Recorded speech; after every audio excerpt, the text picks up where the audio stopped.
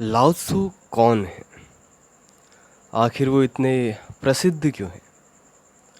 वो मानवता के बीच दर्शन के रूप में बार बार क्यों प्रकट हो जाते हैं?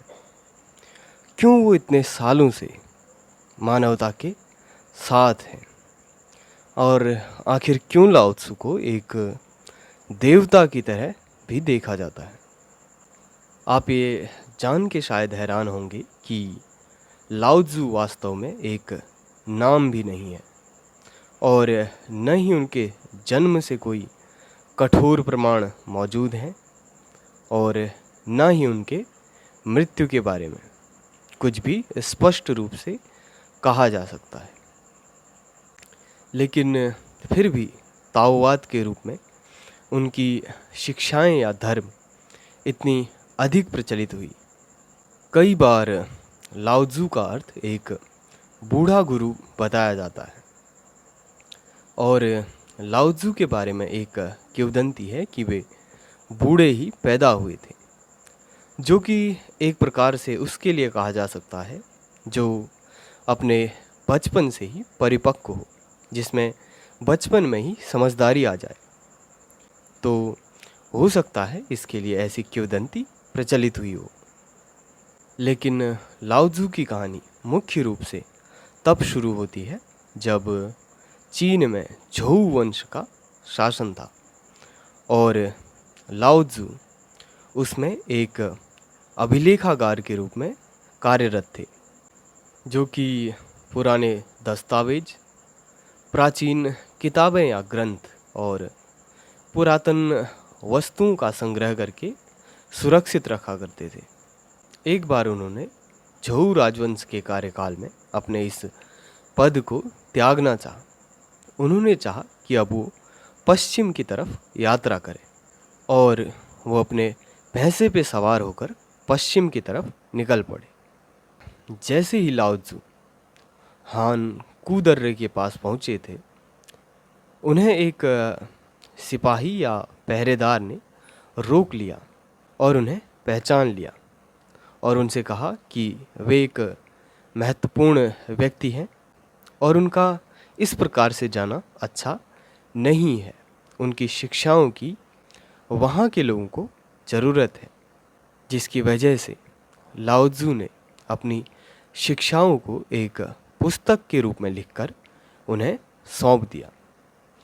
भले ही लाओ त्सु ने ये व्यक्तिगत रूप से उन्हें दिया हो या चीन के अन्य नागरिकों के लिए दिया हो या संपूर्ण मानव समाज के लिए दिया हो, लेकिन आगे चलकर इन पुस्तक की शिक्षाएं ताओ ते चिंग के नाम से काफ़ी प्रसिद्ध हुई और लाओ त्सु सबसे अधिक प्रसिद्ध हुए अपने सिद्धांत वू वेई के लिए, जिसका अर्थ होता है प्रयासहीन कार्य। अक्सर लोग अपने जीवन में कई तरह के प्रयास करके थक चुके होते हैं। वे जब हर तरह की चीज़ें अपनाकर निराश हो जाते हैं तो उन्हें लाओ त्सु की ये शिक्षा अवश्य याद आती है, जिसकी वजह से शायद वे सबसे अधिक प्रसिद्ध हैं।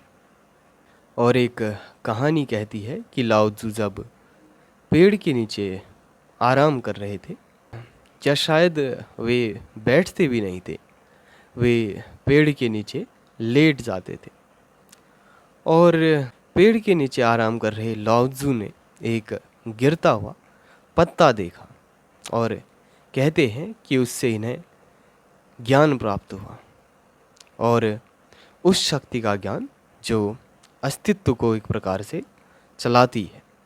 अस्तित्व में स्वयं की कुछ शक्ति है और वो अपने कार्य स्वतः ही पूर्ण करती है।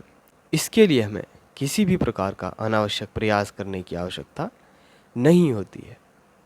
लाओ त्सु कहते हैं कि ऐसा नहीं है कि आपको चीज़ें इसलिए नहीं मिल रही कि चीज़ें कठिन हैं।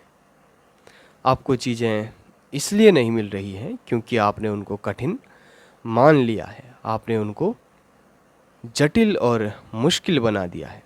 चाहे आपकी मानसिकता ऐसी बन गई हो कि चीज़ें पाना कठिन है, या ये आपकी आदत बन चुकी हो कि चीज़ें परिश्रम से ही प्राप्त की जाए, इसलिए आपको कठिन परिश्रम या अनावश्यक प्रयास करने की आवश्यकता नहीं है। कभी न कभी ऐसी सीमा ज़रूर आती है कि तब हमें पीछे हटना होता है। जैसे कि अगर आप किसी पहाड़ से पत्थर को नीचे लुढ़का रहे हों तो एक सीमा के बाद आपको पीछे हट जाना चाहिए, नहीं तो ये आपके लिए बहुत हानिकारक हो सकता है। आप पत्थर के साथ स्वयं भी लुढ़क सकते हैं। इसलिए एक सीमा के बाद आपको पीछे हट जाना चाहिए और आपको विश्राम करना चाहिए। अगर लाओत्ज़ु को व्यापार करने के लिए कुछ वस्तुओं को गांव में बेचना हो तो लाओत्ज़ु उसे घर घर जाकर नहीं बेचेंगे। वे अपनी वस्तुओं को लेकर गांव के किसी मुख्य स्थान पर बैठ जाएंगे और जिन्हें आवश्यकता है वो आकर स्वयं उन चीज़ों को खरीद लेंगे। लाओत्ज़ु का दर्शन कुछ ऐसा है। और लाओत्ज़ु ना फल की चिंता करने को कहते हैं और ना किसी भी प्रकार के परिणाम की अपेक्षा रखने को।